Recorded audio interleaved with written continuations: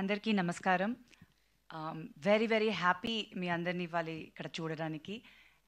27th August Vinayaka Chavithi రోజు మా cinema Sundarakanda release అవుతుంది.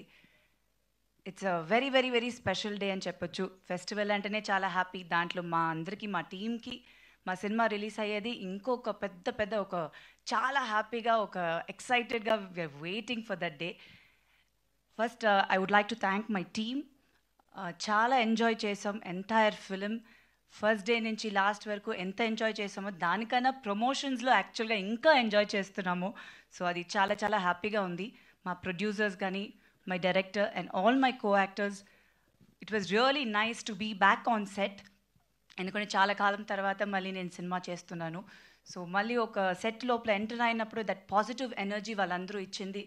చాలా సంతోషంగా ఉన్నది. ఇంకా మళ్ళీ చాలా సినిమాలు చేయాలి, ఇక్కడ ఇంకా చాలా వర్క్ చేయాలని అనిపించింది ఆ రోజే, first day when I entered into this set. So I'm very very happy. And first I would like to thank Prabhas గారు. మా సినిమాని టీజర్ లాంచ్ చేశారు. సో ఆయనకి చాలా స్పెషల్ థ్యాంక్స్. అండ్ చాలామంది సెలబ్రిటీస్ చేశారు, పోస్ట్ చేసి ఎంకరేజ్ చేశారు. టీజర్ వచ్చినప్పుడు ఒక పాజిటివ్ రెస్పాన్స్ వచ్చింది. So very very happy about it. డెఫినెట్గా మీ అందరికి కూడా నచ్చుంటుంది టీజర్ అని అనుకుంటున్నాము.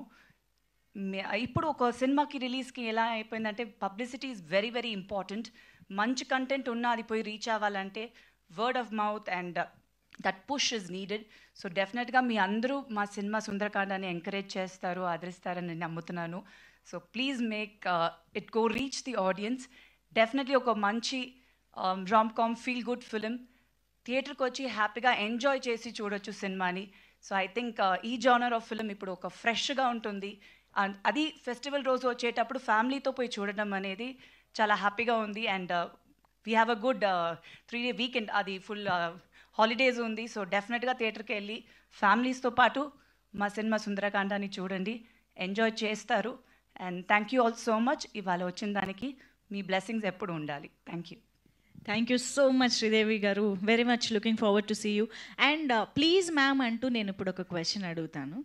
ఓకే, సిద్ధార్థ్కి కావాల్సిన 5 క్వాలిటీస్ ఎలాగో చెప్పరని మాకు అర్థమైపోయింది కాబట్టి ఇప్పుడు శ్రీదేవి గారు నారా రోహిత్ గారిలోని ఒక 5 క్వాలిటీస్ గురించి చెప్తారు, రైట్? ఇదైతే మీరు ఎందుకంటే 5 క్వాలిటీస్ పెట్టారు? సినిమా స్టార్ట్ అయినప్పటి నుంచి 5 క్వాలిటీ గురించి అందరూ అడుగుతున్నారు. ప్లీజ్, ఆయన పాడినప్పుడే నేను చెప్పలేదా?